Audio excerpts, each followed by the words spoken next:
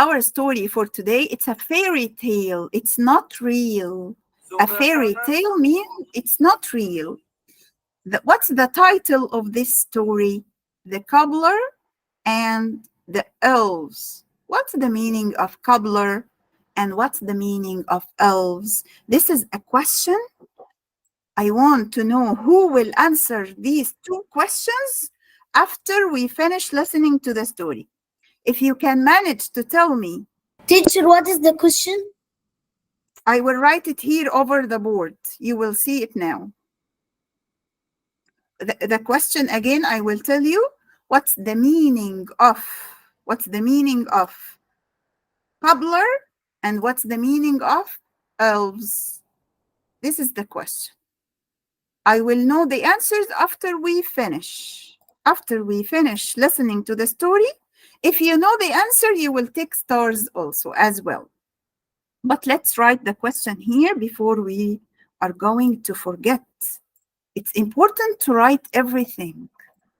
So, what is the meaning of the word cobbler? That's the question, the first one.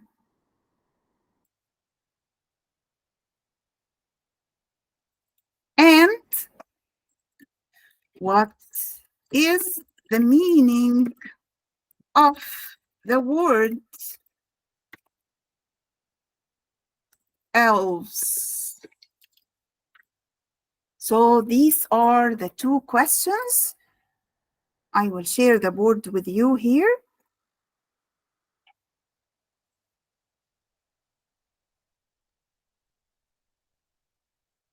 Don't raise your hands now. No, I will not take the answers now. After we finish, I will take the answers. But remember the two questions. What's the meaning of cobbler and what's the meaning of the word elves? Cobbler, it's only one C.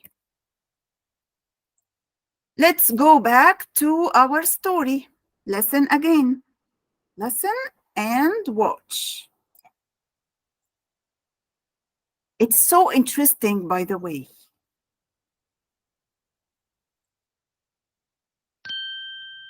Not so long ago, a cobbler lived with his wife above their shoe shop. Even though this cobbler was a hard-working fellow, he did not sell very many shoes. People were buying factory-made shoes instead of handmade ones. So, not so long ago, there was a cobbler lived with his wife. Both of them lived together in a house. Above their shoe shop, they have a shoe shop. Even though this cobbler was a hard-working fellow, he works hard, but he didn't sell very many shoes. He cannot sell a lot of shoes. Why?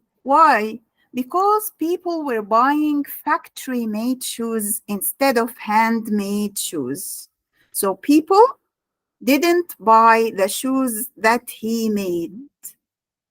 Let's see what will happen. One night, the cobbler sat down at his bench to cut shoes from his last scrap of leather. When he finished cutting, he took off his glasses, rubbed his eyes, and then said to his wife, "I'm too tired to finish these shoes tonight." His wife said, "Rest now. Tomorrow you will turn this leather into a fine pair of shoes and sell them too." The cobbler winked a weary eye at his wife and said, "All we can do now is hope for the best." He left the unfinished shoes on his workbench and went to bed. So what happened here? One night, this cobbler, this man, sat at his bench or sat at his chair to cut shoes. When he finished cutting the shoes, he took off his glasses. He took off his glasses like this because he was so tired. He rubbed his eyes like this and he said to his wife, "I'm too tired. I cannot finish these shoes tonight." So he was so tired. He cannot complete doing the shoes. His wife said, okay, rest now. You can rest now. Don't do a lot of work. Go to sleep. Tomorrow, you will turn this leather into a fine pair of shoes and sell them. That means what? Okay, go to sleep now, and tomorrow you will continue doing your shoes. The cobbler winked a weary eye, a tired eye at his wife like this, and said, all we can do now is hope for the best. I hope that I will be okay tomorrow, and we can sell a lot of shoes to have a lot of money. And he left the unfinished shoes. He left the shoes, and the shoes wasn't completed. He didn't do all of them. And he went to bed to sleep. Let's see what will happen. The next day, the cobbler woke bright and early, ready to work. To his surprise, he found perfectly finished shoes in place of the leather he had left the night before. Astonished, the cobbler and his wife looked around the room. Apart from the shoes, there was no sign anyone had been there at all. The shoes sold straight away for much more than the cobbler expected. He now had enough money to buy leather to make 2 more pairs of shoes. Uh-oh, what happened? The next day when he woke up in the morning, he woke bright and early, ready to work. He wants to complete the unfinished shoes. To his surprise, he said, oh, what happened? The shoes were perfectly finished. Someone came and did the shoes and made all the shoes perfectly. He was astonished. He was surprised. What happened? So the cobbler and his wife looked around the room. They were trying to look around the room. Who did this? Who finished these shoes for us? Who made the shoes for us? Look at the picture. Here, you can see the shoes here. Look how beautiful the shoes are. Someone made the shoes for him. So he was surprised. Who did this? He tried to find. No one is here. So he took the shoes, and what happened? He tried to sell the shoes, and he had a lot of money because the shoes were so nice. Let's continue. That night, the cobbler cut the leather before bed, planning to finish the shoes the next day. This time, he woke to discover 2 pairs of perfectly finished shoes. Again, they sold for more than expected. The cobbler was able to purchase enough leather for 4 more pairs of shoes. Wow. Wow. Look what happened. Again, the same thing happened. He found the shoes made. Someone made the shoes for them, and they were perfectly good, and they were so nice. And again, he tried to sell these shoes, and he had a lot of money. Let's continue. And so it went for some time. Every night the cobbler cut the leather. Every morning he woke to discover perfectly finished shoes. Every day the shoes sold for more than expected. Every day he was able to buy more leather. The cobbler and his wife soon sold enough shoes to live without worry. What happened? Again and again, every night, he cut the leather. What's the leather? Leather is the material that he made shoes from. He cut it and he went to sleep. When he wake up in the morning, he found everything is good. Someone made the shoes for him. He doesn't know who did the shoes. Who did this? Who made these shoes for him? Let's see. One evening the cobbler's wife said, "Our lives are much better now. I wonder who has been helping us all this time."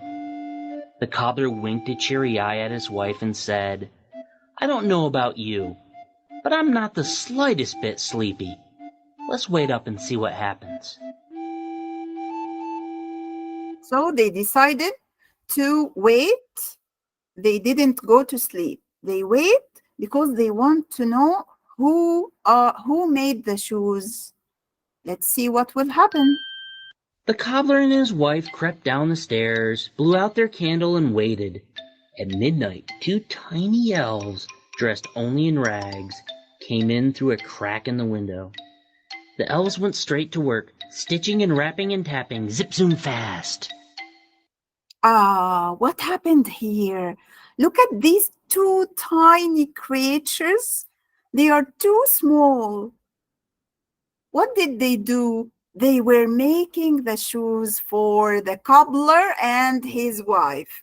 2 tiny creatures. Let's continue. When the shoes were finished, the elves frolicked and pranced in a circle, chanting, "We 2 cobblers work late at night, still every stitch is stitched just right." Then they scampered out again. "My goodness," said the cobbler with gratitude. "What can we do to thank them?"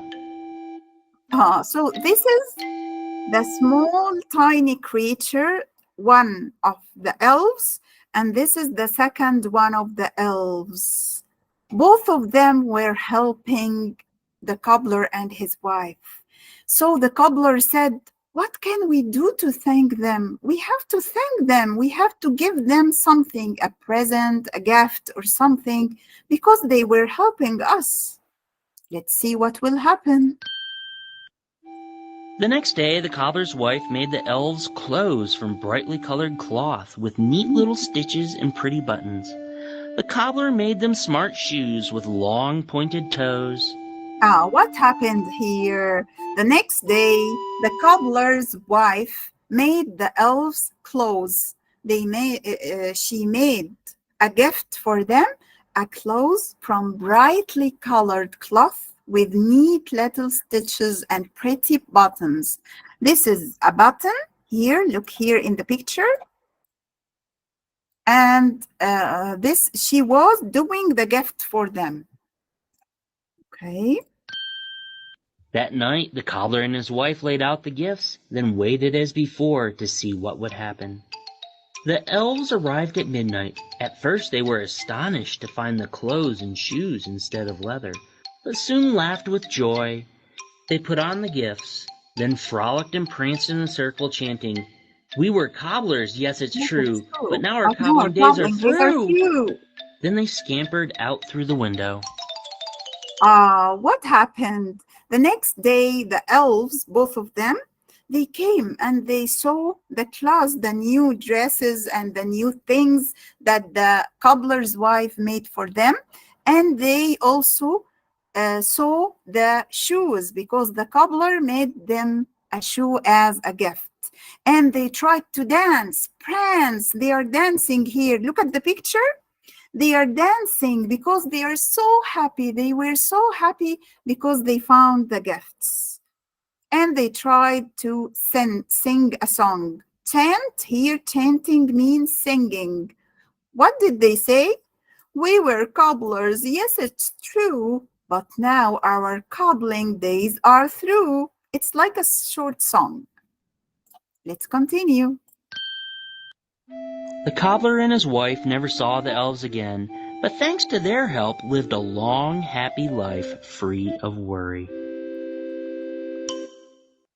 This is the end. What happened?